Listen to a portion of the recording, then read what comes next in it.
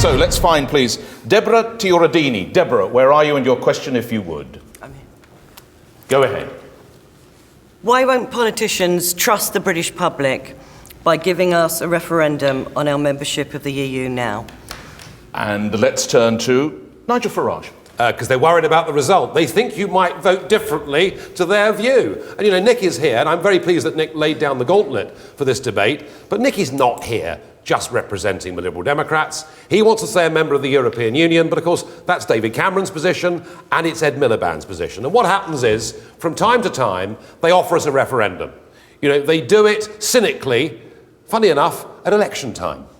And they say, vote for us, we'll give you a referendum, and then do their absolute best not to. 5 years ago, Mr Cameron was offering us a cast-iron guarantee of a referendum.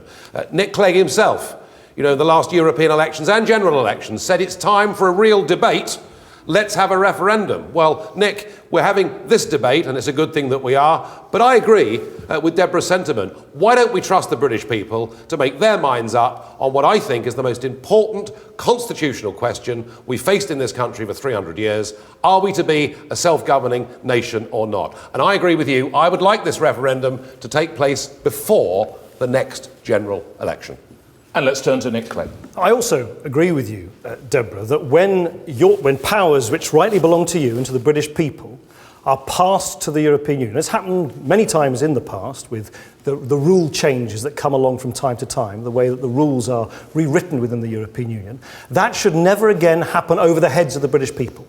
Then the British people, the consent of the British people should be asked by way of a referendum. That's what I've always believed. That's always been my position. I've never wavered in that position. That's why the last time the rules changed, something called the Lisbon Treaty, I said there should be a referendum. I've gone further than that, actually, now in government. We've actually legislated. It's the first time anyone's ever done that. We've passed into law a legal guarantee for you, Deborah, the next time you're asked to give up powers to Europe, the next time the rules change, the next time something else is asked of the United Kingdom within Europe, it's not going to be the decision of Parliament or politicians or the government of the day. It's going to be your decision in a referendum. But Nick, the rules change every week. Every single European directive, every single new regulation, every single court judgment, frankly, that comes out of Luxembourg, every single time a new EU law is passed, yet another small chunk, albeit small, and it's incremental, yet another small chunk of our ability to govern our country goes to the institutions of Brussels. And I think the real frustration is that all of you keep using this form of words when there's the next significant change. In the space of this coalition government, we've transferred control of the City of London, we've allowed the EU's foreign policy to become bigger and stronger. And surely, what the lady's really saying is, why don't you trust her? Because they've actually given up believing anything that you say. And if you say the next time there's a big change there'll be a referendum, and Mr Cameron says it, and Mr Miliband says it, no one believes you're actually going to deliver. And Sure. maybe that's the role of UKIP. Well, maybe the reason we're having this debate is that UKIP are forcing you onto that turf. I accept, and that's why I said to Deborah, we've done something which no government has ever done before, which is you need that guarantee, not just from what different party leaders or politicians say, but you need that in law. Now you've got that guarantee in law. That's never happened before.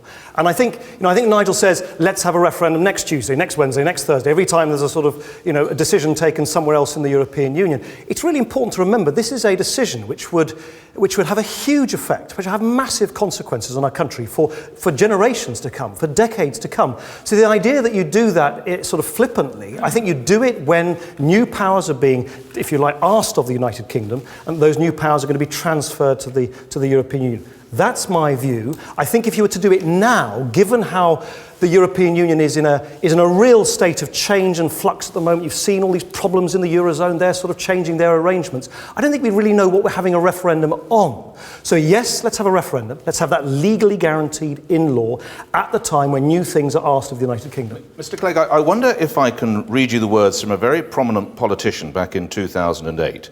It's time to give the British people a real referendum on Britain's membership of the European Union. And there we are, there's a very fresh-faced, carefree politician there in that poster.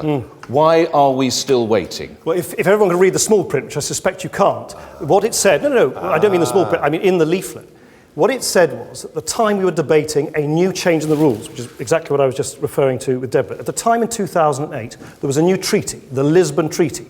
This is the treaty where, as Nigel Farage rightly points out, the Conservative Party changed radically their attitude towards it.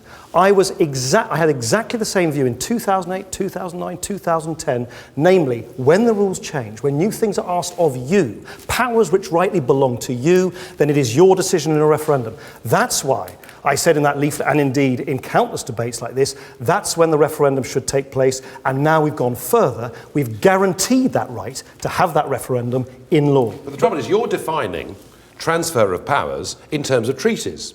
There is a possibility that actually there won't be any treaty change. Because in fact, what's happened since your beloved euro has gone into a tailspin is without using treaties, they've managed with the Eurozone countries to acquire yet more power at the centre. Sure. And surely, there is a very urgent need to have this. This isn't flippant. I accept. And everybody in this room, over the age of 55, and I bet there are many in this room who voted as my parents did, yes, but they voted yes to a common market. So frankly, this is unfinished business for the over 55s, and there are 35 million of us who've never been given the chance to have a say. Look, I accept that if you think there should be a referendum, come whatever, you want a referendum next Wednesday, my position, of course, is not for you. If you think there should never be a referendum, there are some people who don't think we should have a referendum, then my position is not for you. If you believe, and I think many people believe, that you have referenda in our country, in our parliamentary democracy, when there's an important question to answer, when new powers are being transferred from our country to the European Union, that's when